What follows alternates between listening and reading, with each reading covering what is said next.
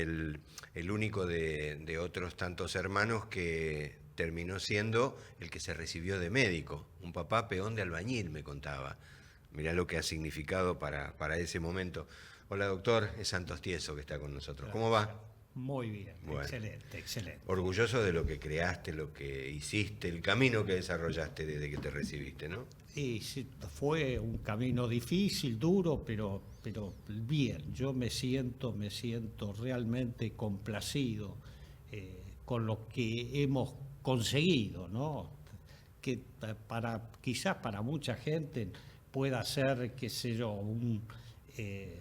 una excusa para sentirse bien, ¿no? O sea, porque el haber estudiado el oído significó para mí Todo. haberle dado un sentido más importante a la vida, porque estamos hechos de oído. Y uno cuando dice estamos fabricados por oído, no es una tontería, porque, a ver,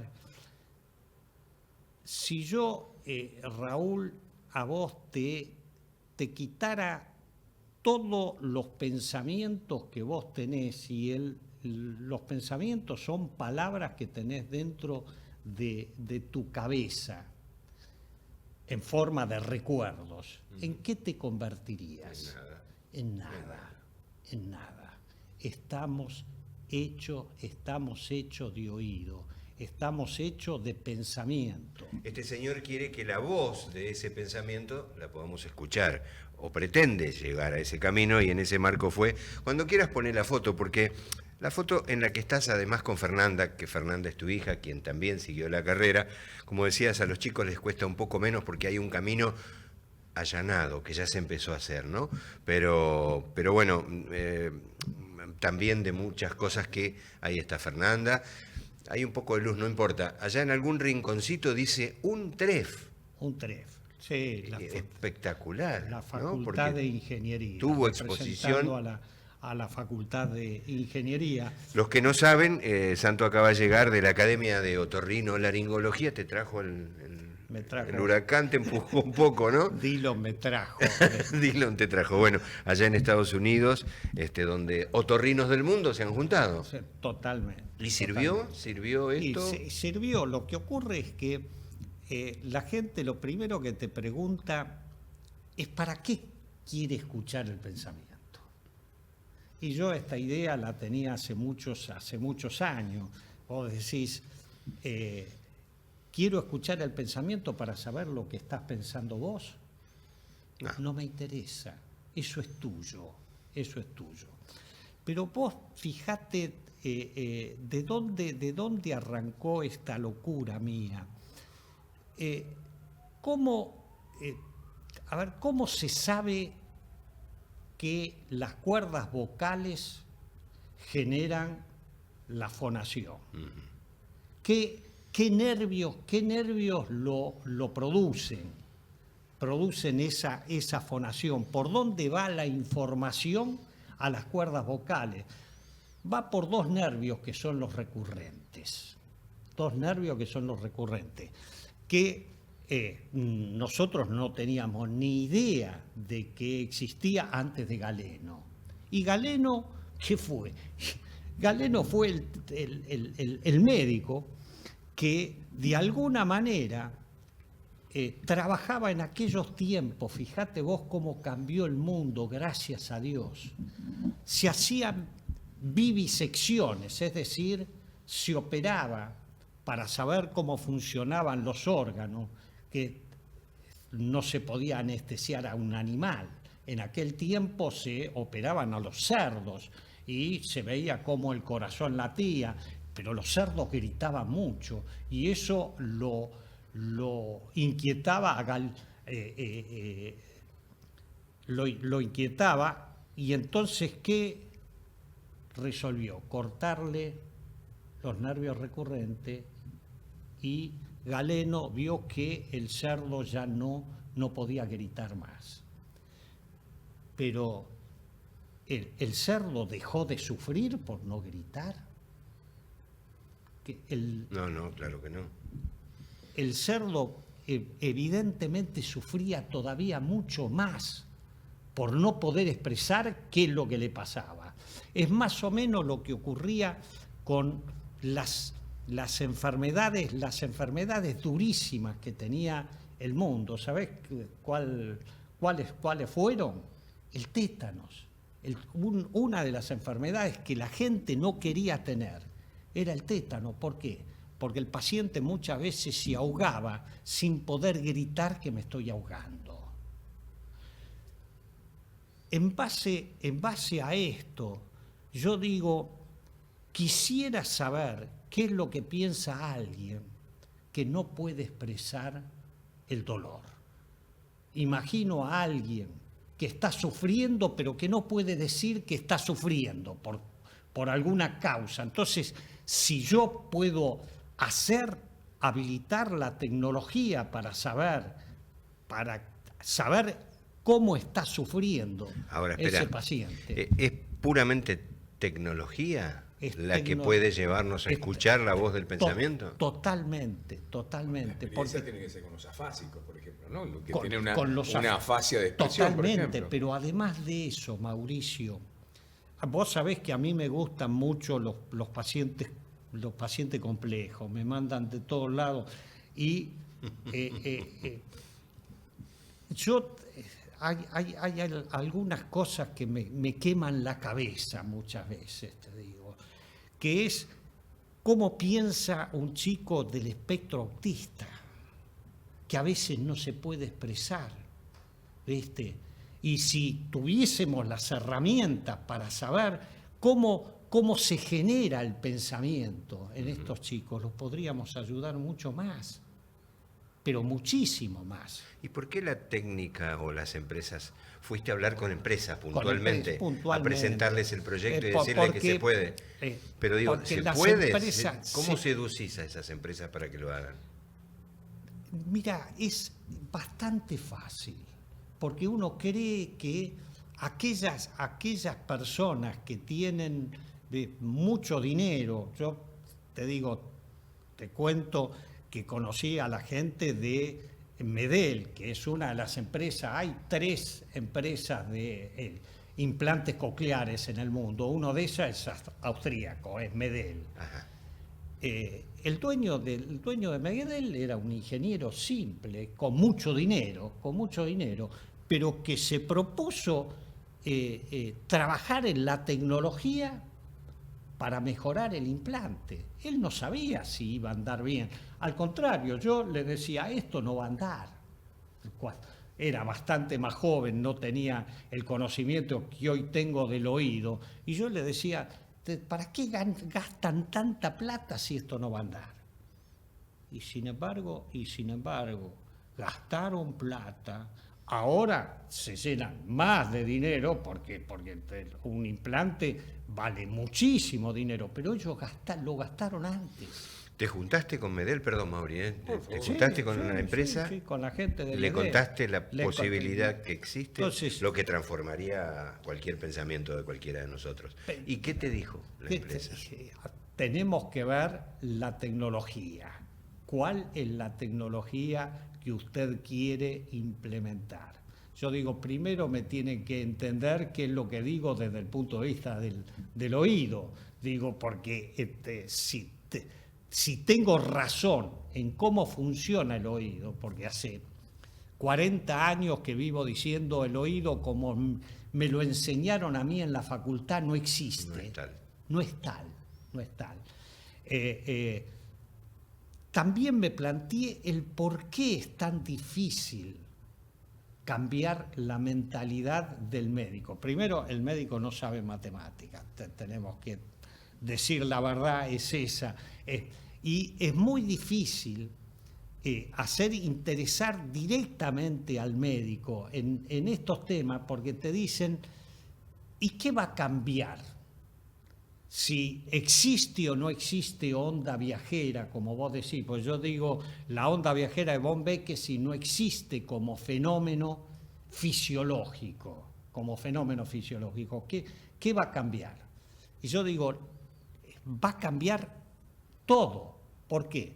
Porque vos podés aplicar la ingeniería inversa al oído. Si vos conocés cómo funcionan bien las cosas, podés copiarlo mejor. Se hizo el implante, pero el oído no está todavía descifrado. Por supuesto que sabemos un montón de cosas. Nosotros cuando empezamos a estudiar las 3 materias básicas de medicina, ¿sabés cuáles son? No, cuéntemelas. Anatomía, histología, y la otra, ¿cuál es? La fisiología. Los médicos dejamos un poco de lado la fisiología. ¿Por qué? Porque cada vez es muy compleja. ¿Por qué? Porque en última instancia, para saber fisiología, hay que saber física y matemática. Es imposible poder enseñar cómo funciona el oído si yo antes no sé qué es una derivada y qué es una integral. Es imposible. Por eso es que me dediqué a enseñar en ingeniería. Espera, y si algún par tuyo o algún alumno está mirando y dice, pero como el implante coclear que tanto ayuda hoy, que genera una vida nueva, poder escuchar, ¿no? Sí. ¿Estás en contra de esto? No. Porque tiendo a entender que le está faltando. No. Cuando empezamos, cuando esto empezó, la historia del implante coclear, no sé si la conocés, pero te la cuento así a grandes rasgos. Un ingeniero había perdido la audición y estaba absolutamente convencido de que podía escuchar desde el punto de vista eléctrico. Ajá. Entonces le dijo a uno de los médicos de otorrinolaringólogo en Estados Unidos, le dice, yo voy a prepararte un aparato para que vos me la coloques en el oído, porque yo a través de ese aparato yo quiero escuchar de nuevo.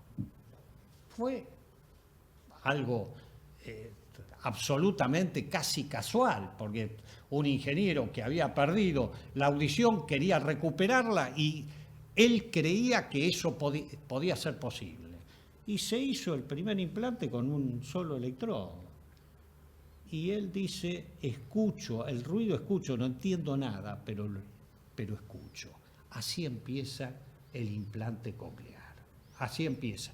Y yo digo, reemplazar las 20.000 células ciliadas que tiene el oído interno, que funcionan con una precisión extraordinaria ante el estímulo sonoro del exterior. Digo, eso lo va a ser posible reemplazarse con 3, con 4, con 10 electrodos. Para mí era imposible. Después avanzó tanto que vos te tenés que convencer. Yo me convencí absolutamente de que esto iba a ser maravilloso.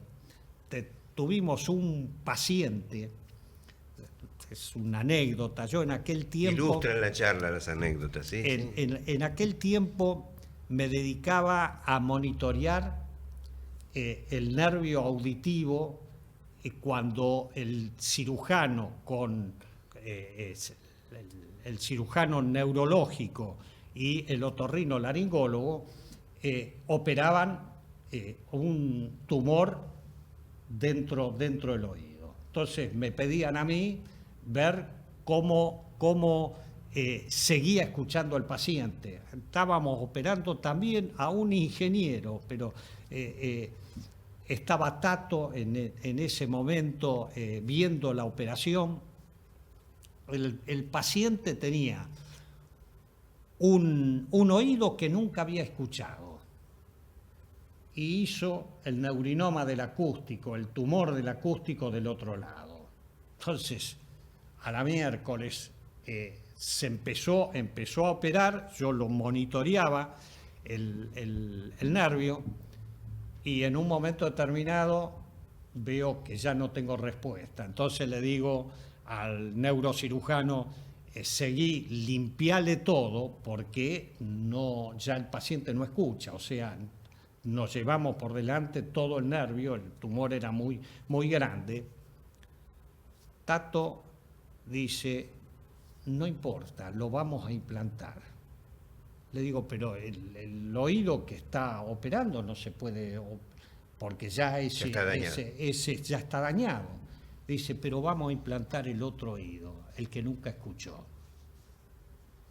Yo perdí contacto con el paciente y un día me llaman por teléfono y me dice, soy el ingeniero, y me da el nombre. Y se me prendió la lamparita. Yo digo, usted no me estará llamando por un implante, a través de un implante. Dice, ¿cómo sabe que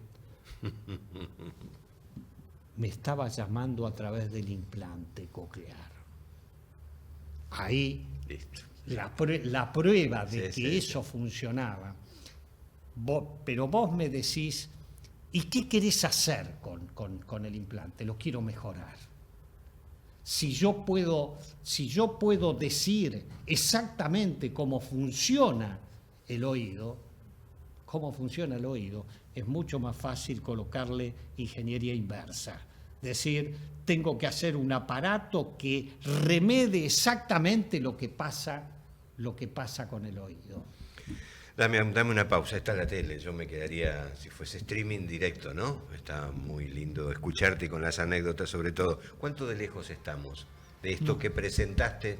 Estamos cerquísimos. Para muchos, creo, Mauri, deben estar diciendo, ¿de qué hablan estos señores un sábado a esta hora en el estreno del programa? De algo que es posible, pero ¿cuánto de lejos estamos? No estamos muy lejos.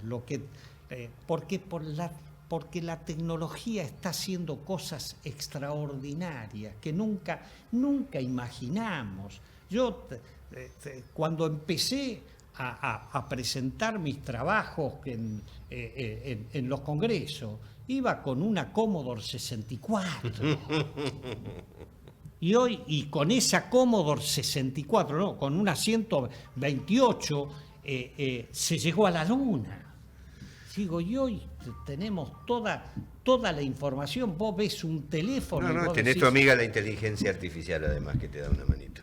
Es extraordinario. ¿Cuántas veces, Santos, uno ha visto a gente que agarra hisopos y agarra hisopito y se lo empieza a hurguetear ahí en el oído sin darse cuenta el daño que puede estar provocando? El daño que puede hacer. Yo tengo algunas anécdotas al respecto. Contame, pero quiero contarte una. El alcohol boricado es lo que comúnmente recomiendan, ¿no? Digo, para esos momentos, porque estoy pensando en mi vieja, pero me ponía a chorros, así como, no es que te pone una gotita. No, me acuerdo que era una cosa de alcohol. Yo te voy a decir algo respecto de esto también. Y no es que yo quiero que la gente venga al consultorio porque le quiero cobrar la consulta. No, ya sé. No, que vaya a ver un otorrino para que no sufra. ¿Por qué? Porque vos decís, me coloco el ácido bórico con alcohol, el alcohol boricado, el tan famoso alcohol boricado. Pero yo antes de meterle o recetarle alcohol boricado al paciente, lo miro al microscopio. ¿Por qué? Porque si el paciente tiene una perforación timpánica, se va a acordar de tu mamá, pero en muy malos términos. Yo siempre digo, no, si hago sufrir al paciente, la que sufre es mi mamá porque se la agarran con ella y mi madre era una santa, ¿viste? Vos le colocás alcohol boricado a un paciente que tiene el tímpano perforado y no le haces ningún bien. Entonces, si el paciente tiene una otitis externa difusa, y vos decís, otra vez difícil, está hablando este médico. El conducto auditivo lo tiene inflamado como consecuencia de ir a la pileta, por ejemplo. Se inflamó todo el conducto auditivo. Vos le das el ácido bórico, le colocás una cremita que tenga algún anestésico, y el paciente te lo agradece toda la vida. Es espectacular. Pero primero vos tenés que saber qué es lo que ocurre, Raúl. Medicaba mejor mi abuela que yo. Lo que pasa que no la pegaba nunca con el diagnóstico. El diagnóstico es lo difícil. Por eso es que yo le digo a la gente, antes de medicarse, porque me duele el oído, y leí en internet que me ponga la gota. Claro. Y yo les digo a la gente, bueno, cerremos la facultad de medicina porque es cara. Si usted cree que se va a curar leyendo internet, cerremos la facultad de medicina. ¿Para qué la tenemos abierta? El diagnóstico es lo más difícil siempre. Cuando vos tenés el diagnóstico hecho, después es todo sencillo. Vos lo sabés bien, Mauricio. Una vez que a mí me tranquiliza hacer el diagnóstico. Cuando no tengo el diagnóstico, estoy loco. Estoy buscando qué tendrá qué se me estará escapando, porque no siempre es fácil, ¿eh? No, y sobre todo cuando te mandan, te vienen y te dicen, qué sé yo, este paciente lo vieron 20 otorrinos. Vos decís, ¿y con qué despelote me voy a encontrar? ¿Te pasa que llegan de varias consultas? Pero es importante, por eso es que te digo, es tan importante conocer la fisiopatología, lo que a mí me quemó la cabeza toda mi vida, porque vos decís, el 90% de las cosas que tiene el paciente muchas veces no está en el libro. No está en el libro. Vos decís, me toca, si yo no supiese fisiología, a muchos pacientes los hubiera mandado al psiquiatra como los mandan. O sea, porque cuando vos le decís a un otorrino, muevo la cabeza para acá, doctor, y dejo de escuchar, empiezo a escuchar mal de este oído. Uh-huh. Pero me pongo derecho y escucho bien, doctor. El 90% termina en el psiquiatra. Y el que tiene que ir a la facultad de nuevo es el médico. ¿Por qué? Pero porque vos no conocés exactamente qué es lo que puede originar eso. El libro no te lo dice. El libro no te lo dice. Porque hay un montón de cosas que no están en los libros. Y muchas de las cosas que están en los libros que nosotros leíamos como verdades absolutas, hoy tenemos que decir, estaban equivocadas. Y si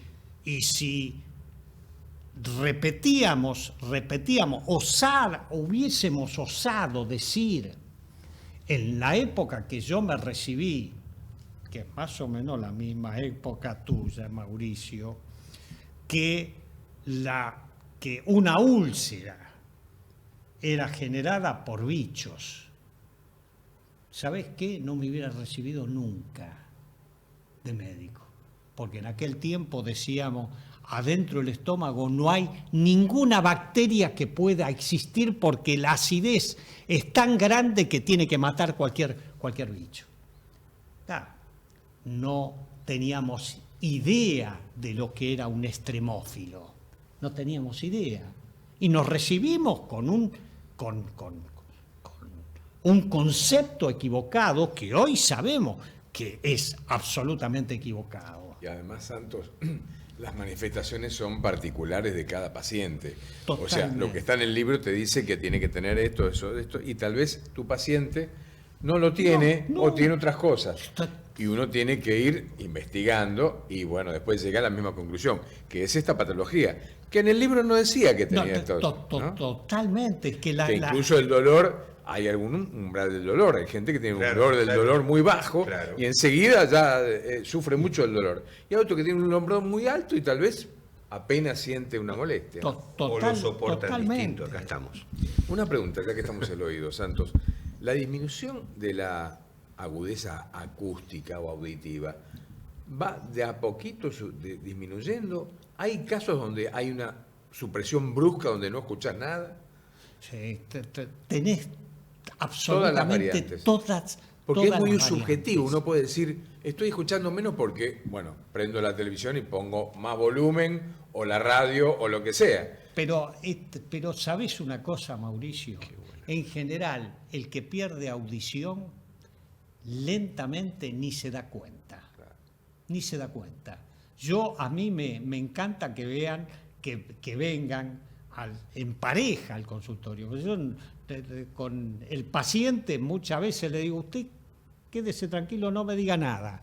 Le digo a la mujer, claro. ¿Es sordo? Y dice, le hablo de atrás y no. Cada vez escucha menos. Cada vez se escucha menos. Y el paciente dice, pero si yo escucho bien, lo que pasa es que todo el mundo habla mal. ¿Viste? Le echan la culpa al otro.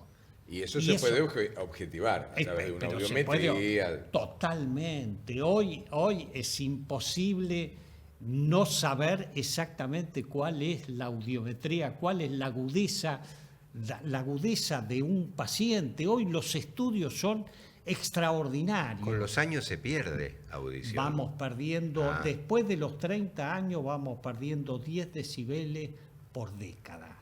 Bueno, todavía no llegué a los 30, pero cuando... Y más si de pronto somos veteranos y alguno usó de chico etambutol, aminoglucósidos, ¿no? Totalmente. Con antibióticos. Antibióticos claro. Que en esa época lo que provocaban justamente era una disminución de totalmente.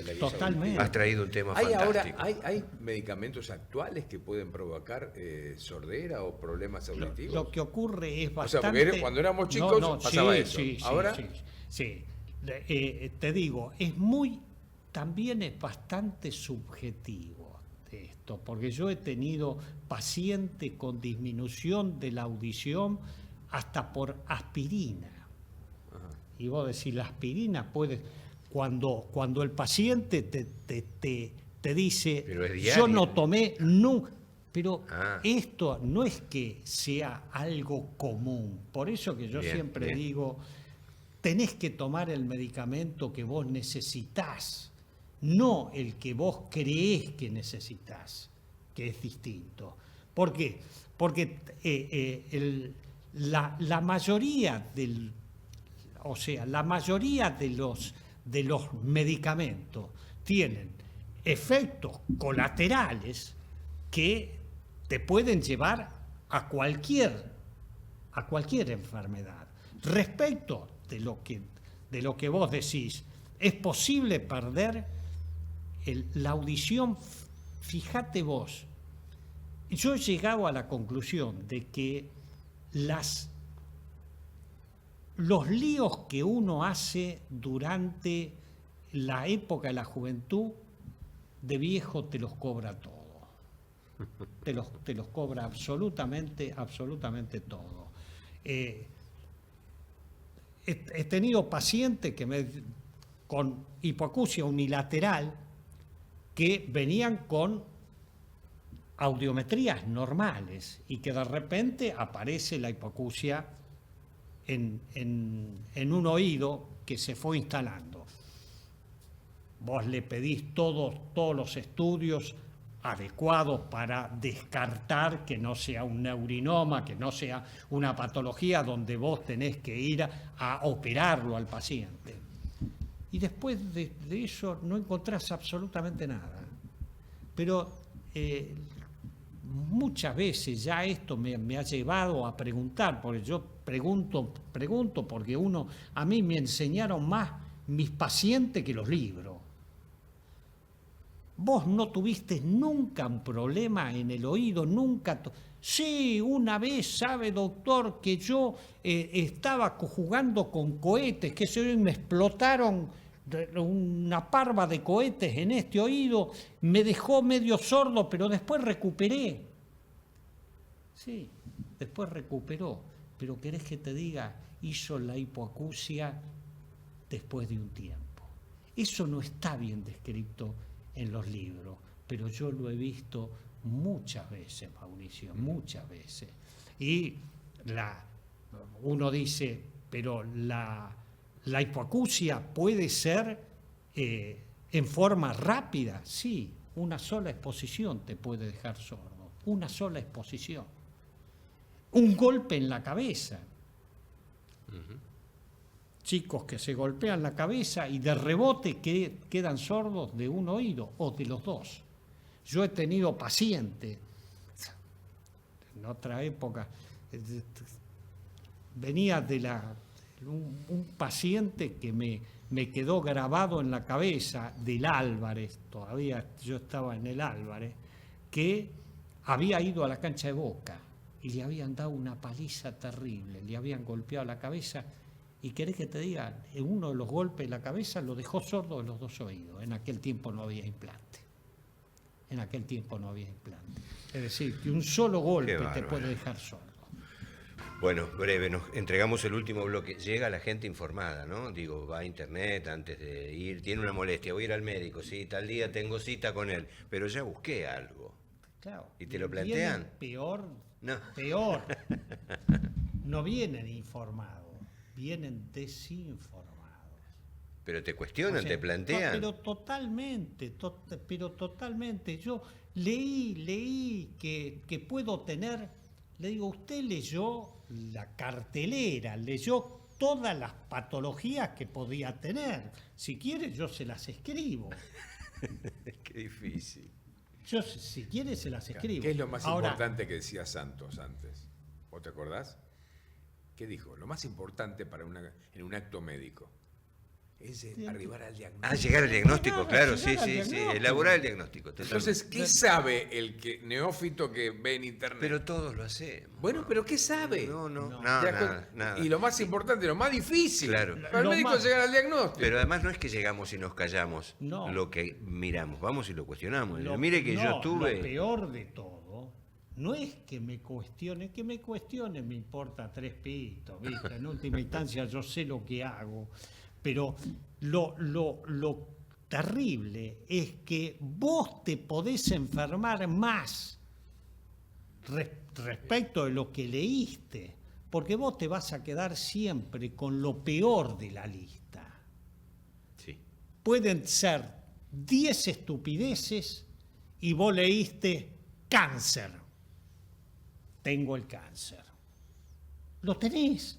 Entonces digo, ¿para qué te vas a angustiar estúpidamente? Estúpidamente. Esa es la idea. Es ahorrar dolor, no que venga. Mucha gente dice, doctor, tengo miedo porque yo leí que puedo tener. Claro. ¿Y para qué leíste? Te saca, ¿no?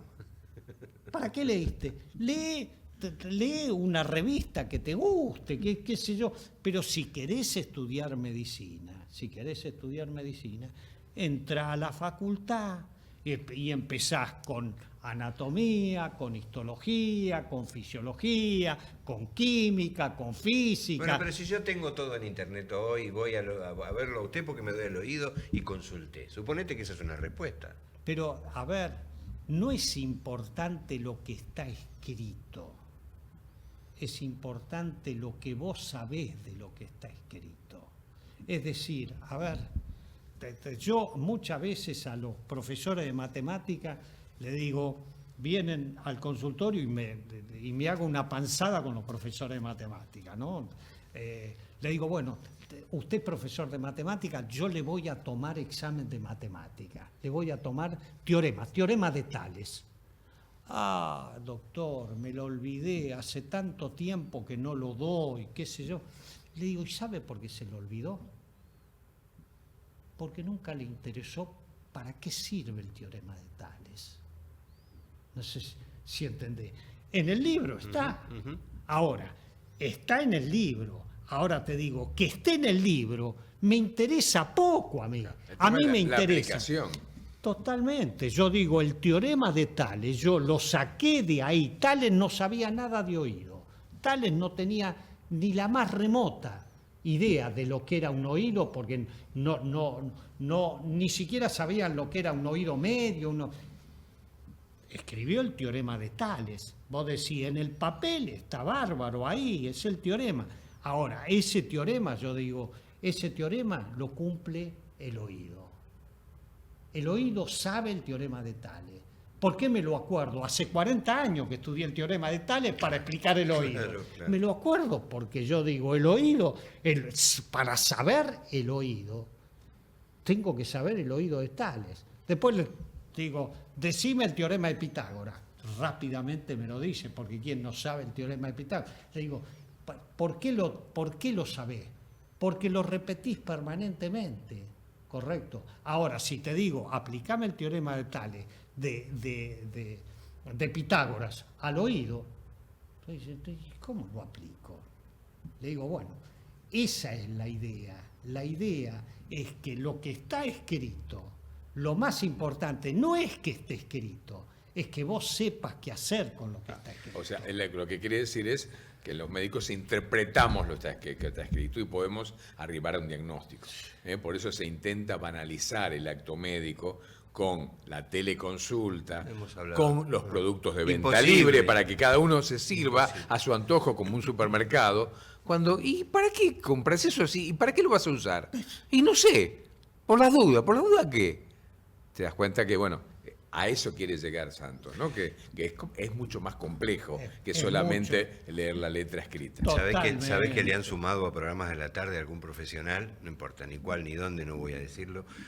Va a recomendar que ante tal cosa, tal medicamento, que lo estoy usando y me ha producido que mi colesterol esté en 100. Y yo digo, ¿qué está haciendo? ¿Un médico? ¿Con matrícula, número? Pero es un espacio pagado. Pero usted lo sabe, Raúl Martínez, que usted es periodista. Es un espacio pagado para que pueda vender ese profesional un producto de tal o cual laboratorio. Si los que ven a Santo y nunca han ido a la consulta, es así en la consulta. Se toma ese tiempo para hablar y explicarte. No nos queda demasiado. Laringitis y faringitis también son comunes en estos tiempos. Son comunes en esta época, sí. El que no tiene una laringitis en esta época... ¿Qué?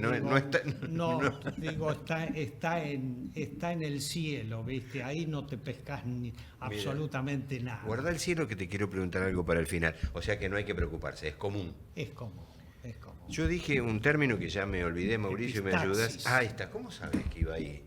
¿Qué es esa pequeña pérdida de sangre, pero es casual, es de vez en cuando o se repite? Muchas veces se repite, o sea, Me sangra la nariz, doctor. Cuando tomo exámenes, le pregunto al alumno, deme 10 diagnósticos diferenciales de epistaxis. O sea, en general, la epistaxis es bastante benévola, muchas veces tenés un poco de una rinitis, se rompe algún capilar y sangrás por eso, pero lo que ocurre es que la mayoría de la gente, cuando sangra por un lugar donde no saben, esto nos pasa también a los médicos, o sea, el que más se asusta en los sangrados, ¿sabés quiénes son? Son los médicos. Cuando las epistaxis que más difíciles para mí son las que viene el médico y me dice, tengo un tumor de Cabum. ¿Por qué? Porque estudiaron Cabum, ¿viste? Y lo único que creen que le puede dar un sangrado de nariz, y es lo menos frecuente, ¿viste? Cuando vos le decís, quédate tranquilo, le haces la rinoscopía anterior, le mirás y decís, tenés la venita que te está sangrando aquí adelante, quédate tranquilo. Pero esto también nos ocurre a nosotros cuando no sabemos de qué se trata. Y se trata muy rápidamente con taponaje anterior y, si es muy profusa, taponaje posterior. ¿No? Sí, y cuando es posterior es más difícil. en general, y muchas veces hay que, en los sangrados posteriores, pero son sangrados de mucha abundancia en sangre. El sangrado que viene el paciente porque se sonó la nariz, no se va a desangrar nunca, pero el paciente cree que se va a desangrar. Totalmente. Bueno, nos quedan 2 minutos, tengo que cerrar. En uno decimos que el virus sincicial respiratorio, digo bien, hay como una campaña en radio, ¿está bien? Chiquitito, contestame Sí, eso. está Le prestamos bien atención. Está bien que se trate el tema, está bien que se trate el tema, pero no es lo más, no es lo más importante. En este momento, yo digo, es el momento de las virales. Bien. De las virales. Y evidentemente las virales que se comportan muchas veces de una manera absolutamente distinta a lo que nosotros teníamos pensado. O sea, esto respecto de lo que vos decís, de lo que se ve en Internet. Te paso un paciente que el marido de la paciente es ingeniero amigo mío. Atendés mucho ingenieros, eso. Totalmente, me llevo mejor con los ingenieros que con los Bueno, médicos. métale, si queremos escuchar. Me dice, la paciente, me diagnosticaron un dengue a la paciente, Bueno, 2000 y pico de blancos, la paciente se siente terriblemente mal. Sigo yo investigando, digo, bueno, vamos a ver cómo evolucionan las plaquetas, cómo evolucionan los blancos. Los blancos empiezan a subir y la paciente me dice, cada vez me siento peor, doctor. Se me ocurre agarrar el estetoscopio y ponerle. ¿Vos no tenés tos? Sí, tengo una tos, pero no puedo arrancar nada. Oculto pectoriloquia. Digo, no, esta me está haciendo una neumonía. La mando a internar. Le hacen los análisis, 6.000 blancos. Y yo la mando a internar, diagnóstico de neumonía. La doctora que lo vio me dice, doctor. No, Con 6.000 blancos. con 6.000. Con 6.000 blancos. Y yo le digo al marido, mirá, tu mujer tiene una neumonía, me importa 3 casos. 3 pitos. No importa, vale. 3 pitos que diga 6.000 blancos. Es lo que me está demostrando que es la normalidad de la anormalidad. O sea, yo como médico puedo leer 6.000 blancos, puedo leer y decir, está dentro de valores normales. Si yo no le hubiera ocultado el pulmón, yo no hubiera sabido que tenía la neumonía. Yo la mediqué por neumonía, terminó después internándose, terminó después con la tomografía de pulmón. El médico terapista, porque la paciente no andaba, me dice, ¿cómo hizo el diagnóstico si los blancos estaban bien? Sí, los blancos estaban bien, pero la paciente no. Y ahí le tenés una que paciente con pectoriloquia y con blancos normales. Ahí le tenés que decir son años. Y listo. Santos, nos vamos. En solo 30 segundos. Fuera de aire me decías, seguís en la búsqueda del oído. El oído es todo. Es la vida y es Dios para vos. Totalmente. ¿No? ¿Por qué digo Cortito, eso? dale. Porque a mí me llevó 50 años de mi vida entenderlo. El oído lo entendía todo. Yo digo, yo tuve que ir a la facultad el oído no fue. Sin embargo, el oído sabe el teorema de Tales, respeta absolutamente todas las leyes físicas que yo estudié como loco en la Facultad de Ingeniería, respeta todas las leyes. Yo digo, si no fue a la facultad el que hizo al oído, ese sí que sabía. Chao, Ese sí Santo. que sabía. Gracias.